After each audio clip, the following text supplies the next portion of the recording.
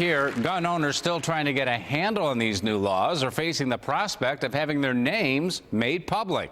News 4's George Rickard joins us now with more on the Buffalo News controversial plan.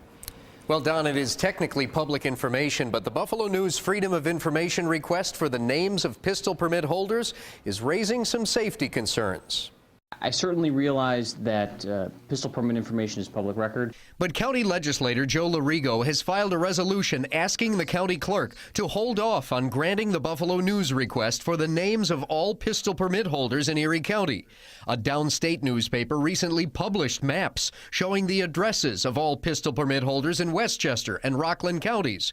The Buffalo News has published a statement saying it does not intend to publish the names or addresses of people with registered guns, but only wants the information in the event of a gun-related crime to determine whether a shooter had a permit. But who's to say, what happens a week from now, 2 weeks from now, a year from now? At some point, somebody might get a hold of that information. It may already be a moot point. The new state gun legislation calls for a 4-month moratorium on releasing the names of permit holders, and it allows permit holders to opt out of having their information released on certain conditions. But I'm going to fight any way I can to keep it private. I believe there's provisions in the existing law which affords me the ability to do that if I think there's a safety risk. County Clerk Chris Jacobs is expecting a blizzard of paperwork, with 75,000 pistol permit holders now having to renew every 5 years.